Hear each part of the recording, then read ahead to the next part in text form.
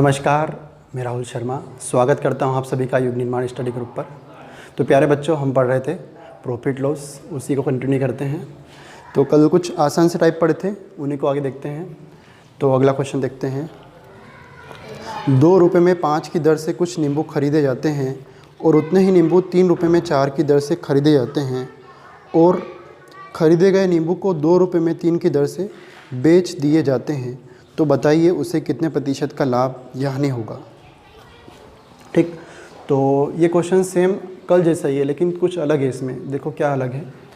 2 रुपये में 5 की दर से उसने खरीदे हैं, फिर उतने ही नींबू क्या खरीदे 3 रुपये में 4 की दर से, और फिर बेच दिए 2 रुपये में 3 की दर से बेच दिए। ठीक, तो कल वाले क्वेश्चन में और इस वाले क्वेश्चन में, मतलब इसके पुराने जो अपने टाइप पढ़े थे सेम ऐसे ही कैसे ही पढ़े थे, उसमें और इसमें इतना अंतर है कि वहाँ पर अपन ने बस एक ही बार खरीदा था और एक बार बेच दिया था। यहाँ पर क्या है, 2 बार खरीदा और एक बार बेचा है। ठीक, यहाँ पर ये 2 बार खरीदा अपन ने और एक बार क्या कर रहा है, बेचा है। सिर्फ कल वाले क्वेश्चन में क्या कर रहे थे अपन, एक बार खरीद रहे थे और एक बार बेच रहे हैं। यहाँ पर क्या हो रहा है, 2 बार खरीद रहे हैं और एक बार बेच रहे हैं। तो करते हैं इसको, कल वाला फॉर्मेट यूज़ करेंगे अपन कि एक बार रुपये होगा एक साइड और एक साइड क्या होगा, वस्तु होगा। ठीक, कौन सा, ये वाला, कि एक बार इधर वाली साइड रुपये रखना है, इधर हमेशा क्या रखना है, वस्तु। और मैंने आपको बताया था इधर हमेशा क्या रखना है, जो भी सोल्व करने के बाद आए, इधर वाला कॉस्ट प्राइस होगा, इधर वाला क्या होगा, सेलिंग प्राइस होगा। तो इसी फॉर्मेट में जमाना है, लेकिन वो आपके पास ध्यान रखना, कल वाला जो क्वेश्चन था उसमें क्या था आपके पास, एक साइड इधर वाला कॉस्ट प्राइस था, सॉरी एक ही बार खरीदा था और एक ही बार बेचा था। यहाँ पर 2 बार खरीदा और एक बार बेचा है। तो इसको कल वाले फॉर्मेट में चेंज करते हैं। तो ये 2 रुपये में 3 की दर से बेचा है, ये मैंने अलग कर दिया। सबसे पहले मैं देख लेता हूँ, 2 रुपये में 5 की दर से खरीदा और फिर 3 रुपये में 4 की दर से खरीदा है। कितने नींबू खरीदे, उतने ही नींबू, ऐसा बोला आपको, जितने ऊपर खरीदे हैं उतने नीचे खरीदे हैं। ठीक, तो बराबर करने के लिए क्या कर सकते हैं अपन, जितने नींबू ऊपर है उतने ही नींबू नीचे हैं। किसी चीज़ को बराबर करना हो तो क्या करते हैं अपन, मल्टीप्लाई कर देते, बराबर हो जाता है। जैसे यहाँ पर मैंने लिखा 2 और 3, इन दोनों को बराबर करना हो तो क्या कर दूंगा मैं, मतलब यहाँ पर और यहाँ पर दोनों सेम जगह वस्तु लानी है, तो यहाँ पर क्या कर दूँ मैं, इन दोनों का आपस में क्रॉस मल्टीप्लाई कर दूँ। 3 का इधर कर दूँ 6 हो जाए, 2 का इधर कर दूँगा तो कितना हो जाएगा 6। तो मैं क्या कर देता हूँ, यहाँ पर बराबर करने के लिए इन दोनों का आपस में मल्टीप्लाई कर देता हूँ। मतलब यहाँ पर कर देता हूँ इस 4 का ऊपर कर देता हूँ और इस 5 का कितना कर देता हूँ नीचे। अब मल्टीप्लाई पूरे में होगा, पूरे रेशो में होगा। तो 4 गुणित 2 कितना हो जाएगा 8, 4 गुणित 5 कितना हो जाएगा 20, 5 गुणित 3 कितना होगा 15 और 5 गुणित 4 कितना हो जाएगा 20। अब देखो, जितने नींबू ऊपर खरीदे हैं उतने ही नींबू नीचे खरीदे हैं। ठीक, लेकिन प्राइस अलग अलग है आपके पास। ऊपर 2 रुपये की दर से खरीदे थे, नीचे कितने 3 रुपये की दर से खरीदे अपन ने। ठीक, तो 20 और 20 कितने नींबू खरीद लिए अपन ने, 40 नींबू खरीदे हैं। कितने रुपए में, 15 और 8 कितना हो जाएगा 23। तो 23 रुपये में अपन ने खरीदे हैं 40 नींबू। अब ये कल वाला फॉर्मेट हो गया आपके पास, 23 रुपये में 40 नींबू खरीदे हैं और बेचे किस दर से हैं, 2 रुपये में 3 की दर से बेच दिए हैं। ठीक, तो 23 रुपये में 40 की दर से खरीदे हैं और बेचे हैं 2 रुपये में 3 की दर से बेच देते हैं। अब क्या करना है, कल बताया था आपको मैंने, इधर से का मल्टीप्लाई इधर करना है, इधर का मल्टीप्लाई इधर करना है। तो 23 गुणित 3 कितना हो जाएगा 69 और 2 का गुणा 40 में करूँगा, कितना हो जाएगा 80। तो मैंने 69 में ख़रीदा और 80 में बेच दिया। कितने का लाभ हो रहा है, कितने का 11 का क्या हो रहा है आपके पास, प्रॉफिट हो रहा है, लाभ हो रहा है। ठीक, किस पे हो रहा है, लाभ आने का हमेशा किस पे करते करना, क्रय मूल्य पर। मैंने आपको बताया था इधर वाली वैल्यू हमेशा क्या होती है, कॉस्ट प्राइस, इधर वाली क्या होगी, सेलिंग प्राइस। ऐसा आपने जमाया है तो उल्टा जमाओगे तो उल्टा आंसर आएगा। ठीक, तो 11 का लाभ होगा किस पे होगा 69 पे। तो 11 अपने क्रय मूल्य का कितना % होगा, कहाँ पे कर देते हैं, इसके बाद यहाँ पे सोल्व कर देते हैं। प्रॉफिट का परसेंटेज निकालना है, तो 11 अपने क्रय मूल्य 69 का कितना % होगा। कैंसिल हो रहा है तो कर देंगे, नहीं तो ये आंसर हो जाएगा 1100 बटे कितना कर देंगे 69। ये आंसर नहीं हो परीक्षा में तो 1-2 बार और डिवाइड कर देना आप। ठीक, अभी फ़िलहाल यही बुक में दे रखा था, ये आंसर है आपका। तो 1100 बटे 69 क्या होगा आपके पास, प्रॉफिट हो जाएगा। एक बार वो देखते हैं। देखो आपको बोला है 2 रुपये में 5 की दर से खरीदे और 3 रुपये में 4 की दर से खरीदे हैं उतने ही नींबू, और फिर बेच दिए हैं 2 रुपये में 3 की दर से। तो पहले मैंने इसको कर दिया कि जितने नींबू ऊपर खरीदे हैं उतने नींबू नीचे खरीदे। तो मैंने क्या कर दिया, इस 4 का मल्टीप्लाई ऊपर कर दिया, 5 का नीचे कर दिया। तो कितना हो जाएगा, 20 नींबू ऊपर हो जाएंगे, 20 नींबू नीचे हो जाएंगे। यहाँ पर 8 रुपये हो जाएंगे और यहाँ पर कितना हो जाएगा 15। तो दोनों को जोड़ दिया, टोटल कितने खरीद लिया आपने, 23 रुपये में कितने खरीदे हैं, 40 नींबू खरीद लिए हैं। और 23 रुपये में 40 खरीदे और बेचे कितने हैं, 2 रुपये में 3 की दर से बेच दिए हैं। तो क्या होगा आपके पास, 11 का क्या हो रहा है, लाभ हो रहा है। किस पे हो रहा है, 69 पे। 11 69 का कितना परसेंट होगा, 11 69 का कितना परसेंट हो जाएगा, 1100/69। ठीक, सेम क्वेश्चन देखते हैं एक और, आ जाएगा आपको।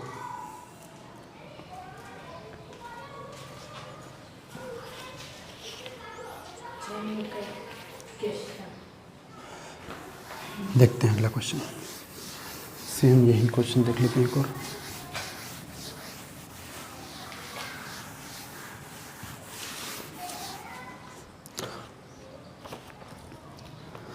₹1 में 4 की दर से नींबू खरीदे जाएं और उन्हें ₹1 में, और उतने ही नींबू ₹1 में 8 की दर से खरीदे जाएं। पहले खरीदे ₹1 में 4 और उतने ही नींबू खरीदे ₹1 में 8 की दर से, और उन्हें ₹1 में 6 की दर से बेच दिया जाता है। तो कितने प्रतिशत का लाभ या हानि होगा। ठीक, सेम वही क्वेश्चन है। तो अब जितने ऊपर खरीदे हैं उतने नीचे खरीदे हैं। यहाँ पर इन दोनों को बराबर खरीदते कर लेते हैं। तो अब यहाँ तो या तो क्रॉस मल्टीप्लाई कर दें, 4 × 8 कर दो, कितना हो जाएगा 32, और 8 × 4 करूँगा तो भी क्या हो जाएगा 32। या फिर थोड़ा सा आपको दिख रहा होगा यहाँ पर कि बराबरी तो करना है, आपको बराबरी करना है। तो यदि यहाँ पर मैं किससे गुणा कर दूँ, 2 से कर दूँ तो ऊपर कितना हो जाएगा 8 और 8 नीचे हो जाएगा, ऐसा भी कर सकते हैं आप। फिर क्या कर दो, 8 का ऊपर कर दो और 4 का नीचे कर दो, तो भी कितने हो जाएंगे 32 32 बराबर। दोनों से आंसर क्या आएगा, सेम ही। तो मैं अभी यहाँ पर क्या कर देता हूँ, बस 2 से गुणा कर देता हूँ। तो कितना हो जाएगा 8 8 नींबू हो जाएगा। 2 × 1 कितना आएगा 2, और 4 × 2 कितना हो जाएगा 8। और नीचे वाले में कोई मल्टीप्लाई नहीं करा है। ठीक, नीचे वाला वही होगा, ₹1 में कितना हो गया 8। तो कितना हो गया 8 और 8 कितना हो गया 16 नींबू खरीदे हैं अपन ने, कितने 2 और 1 ₹3 में। तो ₹3 में 16 नींबू खरीदे हैं और ₹1 में 6 की दर से बेच दिया आपने। तो फॉर्मेट बना देते हैं अपन, ₹3 में 6 की दर से खरीदे हैं, सॉरी ₹3 में 16 की दर से खरीदे और ₹1 में 6 की दर से बेच दिए। क्रॉस मल्टीप्लाई कर देते हैं, इसका मल्टीप्लाई इधर और इसका 1 का मल्टीप्लाई इधर। तो 6 × 3 कितना हो जाएगा 18, और 16 × 1 कितना हो जाएगा 16। तो 18 में खरीदा, 16 में बेचा। तो यहाँ पर ध्यान से देखो कितना हो रहा है, लाभ हो रहा है क्या, हानि हो रहा है, हानि हो रहा है। कितनी की हो रही है, 2 की हानि हो रही है। किस पे हो रही है, क्रय मूल्य पर। तो जो भी लॉस होता है या प्रॉफिट होता है वो किस पे होता है, हमेशा कॉस्ट प्राइस पे। तो ये 2 की हानि किस पे हो रही है, कॉस्ट प्राइस। इधर वाली कॉस्ट प्राइस होगी, इधर वाली हमेशा क्या होगी, सेलिंग प्राइस होगी। तो 2 अपने क्रय मूल्य, 18 का कितना परसेंट होगा। 2 से काटेंगे कितनी बार कट जाएगा, 9 बार, और 100/9 मतलब कितना होगा 11 इंटीजर 1/9%। कैंसिल कर दो आप, यही पर आंसर आएगा। ठीक, आ गया समझ में। अब नेक्स्ट क्वेश्चन देखते हैं, अब अगला टाइप।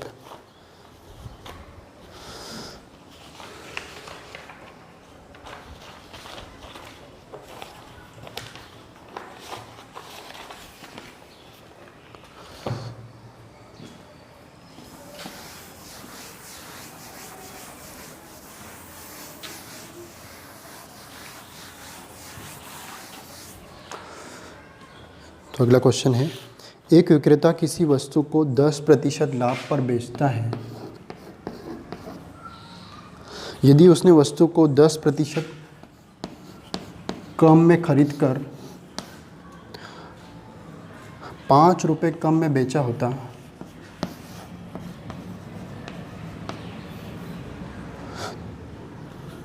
तो उसे 20% का लाभ होता। और फिर भी उसे कितने % का लाभ हो रहा है, 20% का लाभ होता। तो उसने वस्तु को कितने रुपए में ख़रीदा था। क्या निकालना है यहाँ पर आपको, कॉस्ट प्राइस निकालनी है कि कितने रुपए में ख़रीदा था। तो क्वेश्चन देखते हैं। मैंने मान लिया कॉस्ट प्राइस निकालनी, तो हमेशा कितना मानते हैं अपन, ₹100। तो ₹100 की वस्तु है, क्या करता है, 100 रुपये की वस्तु को क्या करता है, 10% प्रॉफिट पर बेचता है। तो 100 रुपये की वस्तु है वो 10% प्रॉफिट पर बेचेगा, तो कितने में बेचेगा, 110 में बेच देगा। ठीक, तो पहली बार सेलिंग प्राइस आप कितनी आ गई आपके पास, 110। फिर आपको बोला है कि उसने यदि क्या होता 10% कम में खरीदता, मतलब कितने में खरीदता, 100 की जगह कितना होता, 90 में खरीदता। तो अब वाली कॉस्ट प्राइस कितनी होगी आपके पास, 90। ठीक, 10% कम में खरीदता, मतलब कितने में खरीदता, 90 में, और 5 रुपये कम में बेचता, तो भी क्या होता उसे 20% का लाभ होता। तो अब 20% का लाभ इस पे नहीं होगा 100 पे, किस पे होगा, इस पे। और ये रुपये वाली वैल्यू छोड़ दो आप। ठीक, सिर्फ क्या करो, परसेंटेज देखो, परसेंटेज सोल्व कर रहे हैं अपन। तो 100 रुपये की वस्तु 10% लाभ पे बेच रहा था, कितने में बेचेगा, 110 में। फिर 10% कम में खरीदेगा, तो कितने में खरीदेगा, 90 रुपये में। और फिर भी कितने रुपये का परसेंट का लाभ हो रहा है उसको, 20% का लाभ हो रहा है। तो 90 रुपये की वस्तु है और इसका 20% निकालेंगे। ठीक, 90 का 20%, ना कि 100 का 20% निकालना आपको। 20% का लाभ अब अपने पास इस वाली नई वाली कॉस्ट प्राइस पे होगा। तो इसका 20% कितना होगा, 10% कितना होगा, 9, 20% कितना हो जाएगा, 18 हो जाएगा। तो कितना बेचेगा, 18 ज़्यादा में बेचेगा, मतलब 90 और 18 कितना होगा, 108 में।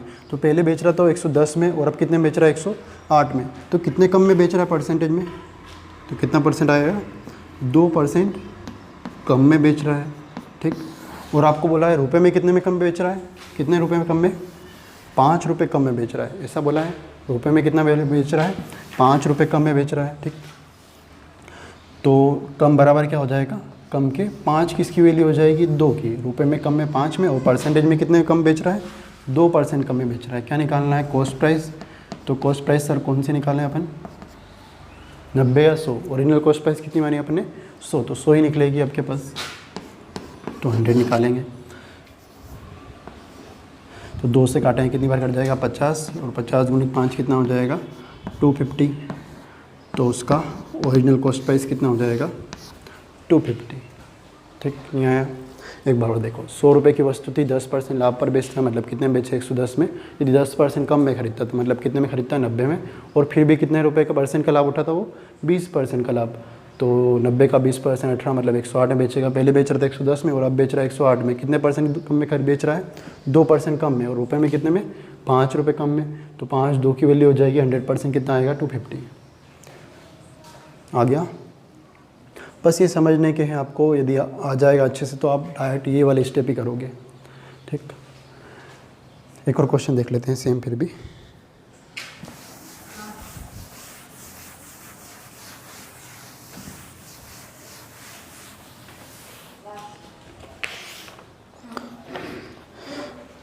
एक विक्रेता किसी वस्तु को 15% लाभ पर बेचता है।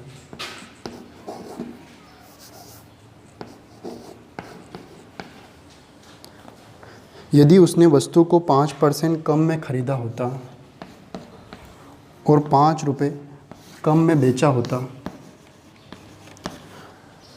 तो फिर भी उसे 20% का लाभ होता, तो उसने वस्तु को कितने रुपए में खरीदा था। ठीक, तो सेम वही क्वेश्चन है यहाँ पर। सबसे पहले मैं कॉस्ट प्राइस मान लेता हूँ कितनी, 100 रुपये। कितने में खरीद रहा हूँ मैं, 100 रुपये में, और कितने परसेंट लाभ पर बेच रहा हूँ, 15% लाभ पे बेचूंगा। तो कितना हो जाएगा, 115 में बेचूंगा। तो पहली बार सेलिंग प्राइस कितनी आ गई आपके पास, 115। अभी रुपए में नहीं जाएंगे, सिर्फ परसेंटेज सोल्व कर रहे हैं अपन। तो अब क्या हो रहा, बोला अगली बार 5% कम में खरीदता।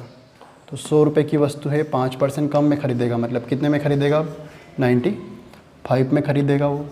तो अब कॉस्ट प्राइस कितनी हो गई, 95। और फिर भी कितने का परसेंट का लाभ हो रहा है उसको, 20% का लाभ हो रहा है। तो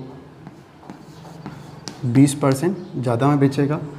तो इसका 20% कितना आ जाएगा आपके पास, 95 का 10% कितना होगा, 9.5। तो 20% कितना हो जाएगा, कितना होगा, 19। तो 19 ज़्यादा में बेचेगा। तो 95 और 19 कितना हो जाएगा, 114। ठीक, तो 100 पहले 115 में बेच रहा था, और अब कितने में बेच रहा है, 114 में। ठीक, तो कितने कम में बेच रहा है, 1% कम में बेच रहा है।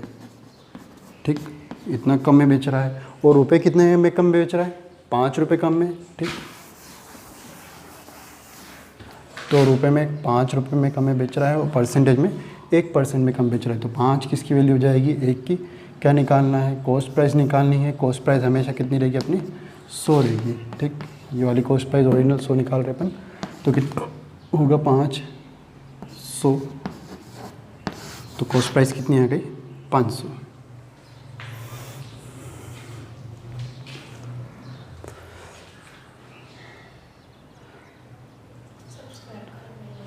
एक और क्वेश्चन देख लेते हैं आसान सा।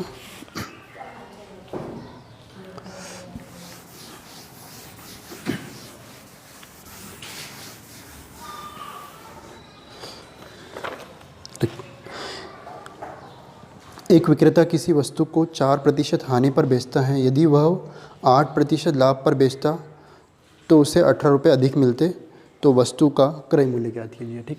आपको बोला है 4% हानि पर बेचता है और उसकी जगह वो क्या करते, 8% लाभ पर बेचे, ठीक। तो क्या मिलते हैं उसको, 18 रुपये अधिक मिलते हैं।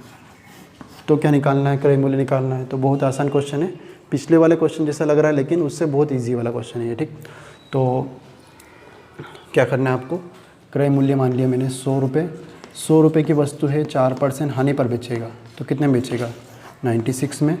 और फिर बोला कि यदि वो क्या करे, उसको 8% लाभ पे बेचे, तो 100 रुपये की वस्तु है और 8% लाभ पे बेच दे, तो कितने में बेचेगा वो, 108 में, ठीक। तो पहले बेच रहा था 96 में, अब बेच रहा है 108 में, तो कितने अधिक में बेच रहा वो, कितने में, 12, ठीक। 96 और 108 का डिफरेंस निकालेंगे तो कितने रुपए अधिक, परसेंट में कितना अधिक मिल रहा है उसको, कितना, 12% अधिक मिल रहा है, ठीक। 12% अधिक में बेच रहा है और रुपए में कितने में अधिक बेच रहा है, कितने अधिक में, 18 रुपये अधिक में बेच रहा है। तो 18 किसकी वैल्यू हो जाएगी, किसकी वैल्यू हो जाएगी, 18 होगी 12 की, ऊपर रुपए नीचे हमेशा क्या रखेंगे, परसेंटेज। तो 18 12 की वैल्यू हो जाएगी। क्या निकालना है, कॉस्ट प्राइस निकालनी है, तो क्या रख देंगे, 100 रख देंगे, ठीक। कैंसिल कर देते हैं, कितना आएगा आपके पास, 4 से कैंसिल कर दूं, कितनी बार कर जाएगा, 6 से कैंसिल कर देते हैं, 6 दूना 12, 6 3 18, ठीक। और 2 से और कैंसिल कर देते, कितना आएगा, 50, मतलब कितना हो जाएगा, 150। तो उस वस्तु का क्रय मूल्य कितना होगा, 150। इसको ऐसे भी, यदि आपको ऐसा पूरा समझ के नहीं करना है, डाइट करना है, तो कैसे कर सकते हैं, यदि आपके पास अपोजिट, याद रखना आपको अपोजिट साइन क्या करना है, प्लस करना है, और सेम साइन क्या करना है, माइनस। तो यहाँ पर अपोजिट क्या है, एक बार लॉस हो रहा है और एक बार क्या हो रहा है, प्रॉफिट हो रहा है। तो प्रॉफिट और लॉस हमेशा क्या होंगे, प्लस होंगे। यहाँ पे मैं लिख देता हूँ,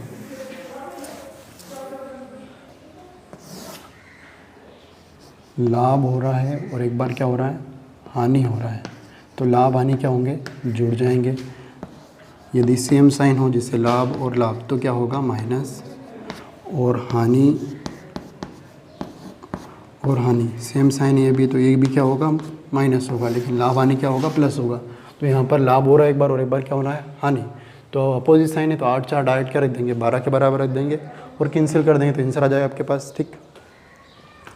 तो समझ में आ गया होगा आपको। इसके बाद मिलते हैं अगले क्लास में। Thank you.